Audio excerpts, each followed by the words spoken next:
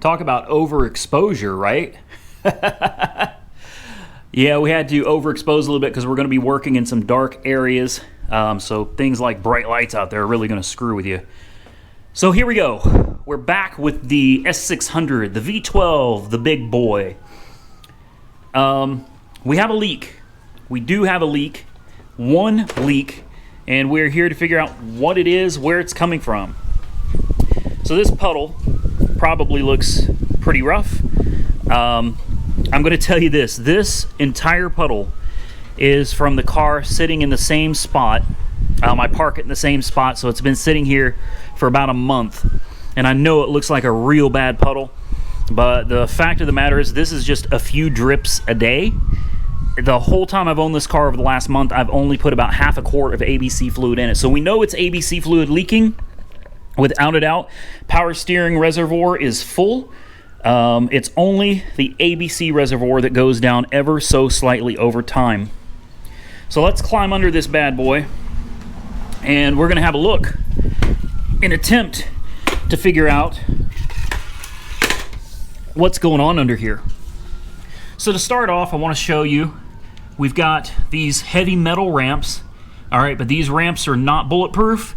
We have jack stands that are designed for giant trucks over there and over there. So in the event one of these ramps collapses, it's going to be caught underneath the factory puck. So we'll start out looking under the car here. Oil pan is perfectly dry.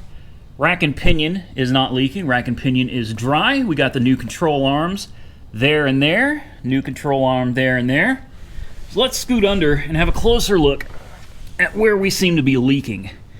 And if we get a little closer here, you can see we have a little bit of dampness over here on the rack and pinion. It's damp here, it's damp here, and that's it. Now on this side, what you're looking at here is an accumulator. All right, this is a nitrogen-filled accumulator. So on the back side, there's actually a diaphragm in here. And on the back side of this diaphragm, or actually, I'm sorry, on the back side here, is filled with nitrogen. When the car hits a sharp bump, without these accumulators, it would just burp the coolant. It would burp the ABC fluid right out the top of the reservoir.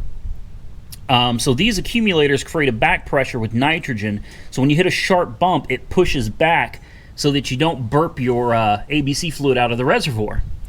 Now, what I'm seeing over here, I took it to Firestone. Firestone couldn't locate the leak, and they said it needed to go to the dealer. So I figured today we'll do this together, and hopefully some of you MB techs out there will be able to assist me. So we're leaking somewhere around the rack and pinion over here, but it is not the rack that's leaking. All right, make that very clear. It is not the rack that's leaking. The power steering fluid never changes. It's always ABC, and it's so you could see this is not pouring out. This is literally just a few drips here and there. So let's have a look. And I can tell you right now, I already see something that's concerning. Can you guys see that? There is a hose right here. And again, I'm going to need help from some of you techs. But you see this black ball in between the oil pan and the subframe of the car? I believe that is another accumulator on the driver's front side. And it looks like a hose with a compression fitting that's riding right on top of the rack and pinion. And if you can see it, there are cracks in that hose. Now, you probably can't see this, but this hose says GH cover. And it looks like there's a part number. And it looks like it's a compression fitting that may actually run up the side of the engine block. It's really difficult to see here, and I'm losing strength. I'll try to switch hands for you guys here. It's hard to see, but back there, you guys can't see it. This hose is cracked. All right, absolutely, you should be able to see the crack right there.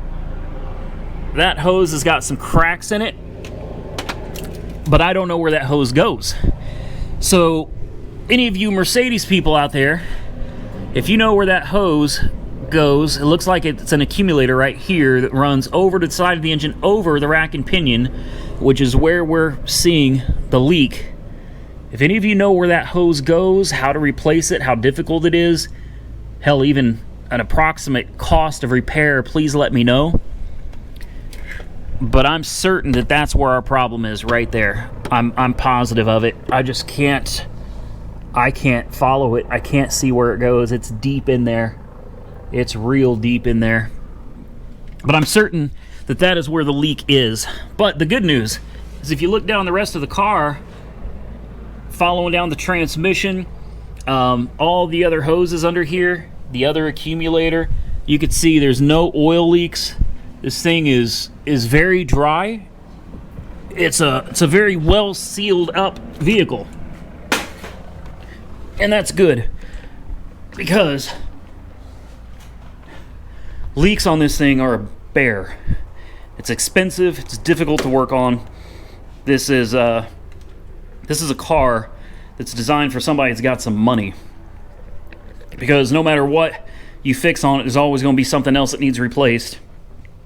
So some of the things we did off camera, I replaced the shocks on the hood. You can see the hood holds itself up. I replaced the shocks on the trunk as well. We changed the dual air filters in here. You see we have this snorkel, this air intake tube that was missing. We got it replaced.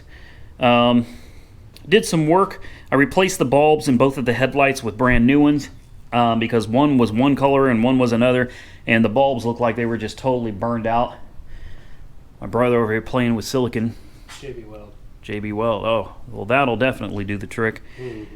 Got the bulbs right here. You see one of them. Not that one. This one was actually okay. It was this bulb that was cloudy and burnt. So we replaced those bulbs. And that's about it. We got the factory intake air filters in there. There's the old ones. So, we did a little bit of work off camera. I wish I'd done it on camera. We also cleaned the throttle body. I went in there with some throttle body cleaner, cleaned it up real good. We found an air intake leak between the mass airflow sensor and the throttle body, which is the worst place to have a leak, because that means there's unmetered air going into the engine. We took care of that.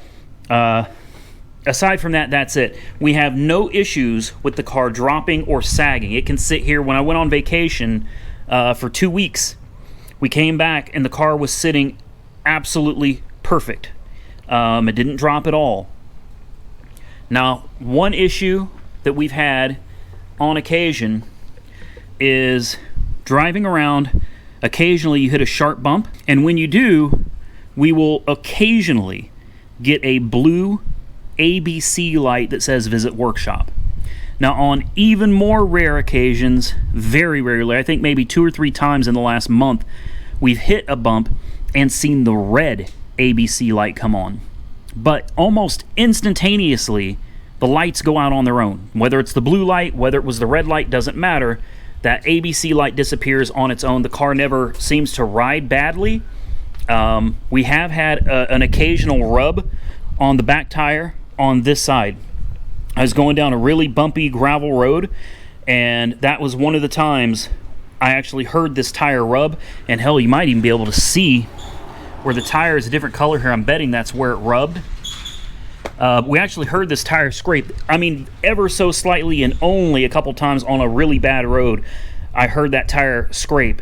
And then we had the red ABC light come on, and then it went off. So I don't know what that means. Maybe an accumulator that's failing. I don't know. You can see it's only on that side. I know we're still overexposed. Hell, you can see the same thing on this side. But I'm telling you, this tire has not scraped. It's only been the other one, so I don't know why the tire is a different color there. I don't think the front ones are. Yeah, the front ones are too. All of them are. They're darker on the edges than they are inside. I don't know, guys. I know that I want to be fully transparent. We're about to sell this car. The coil pack is coming in tomorrow, and we are going to replace that coil pack, get this thing running on all 12 cylinders. And after that, I think I'm done. I may replace the airbag. I have the passenger or the driver's side door airbag right here that we need to replace to fix the SRS light. Had some of you ask me about this ham radio equipment. Some of you have noticed it.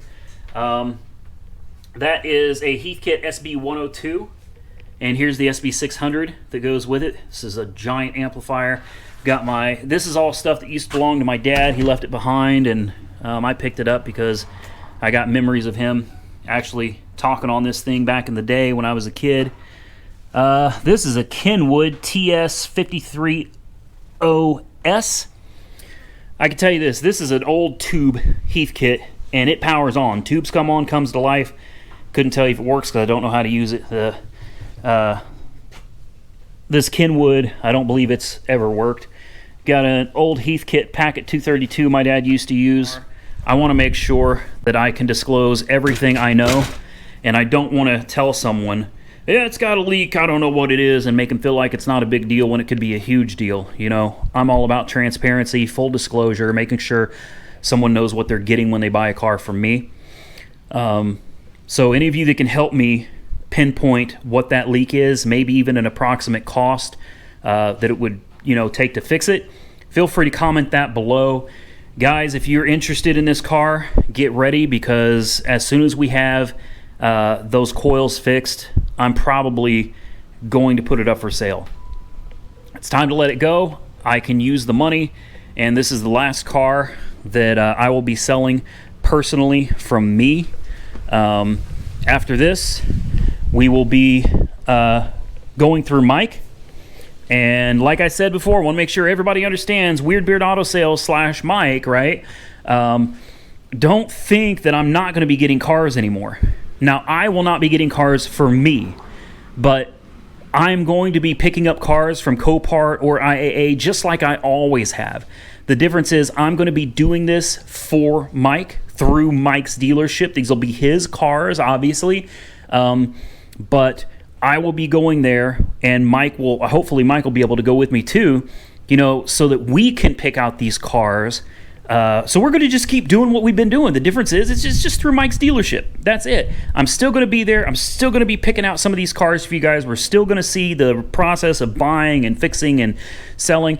Everything's going to be the same. We're just going to be doing it a little bit differently behind the scenes, so it shouldn't affect you guys at all. I'm going to get out of here, give you one more quick walk around of this beauty. God, that ABC suspension's ability to lift up is amazing. That's how I got it on those ramps with no issue. Was I push the button, it'll raise up, it'll lower down, it'll do what it's supposed to do. This really is a magnificent car. It's a beautiful ride. There is so much room in the back seat. It's just insane.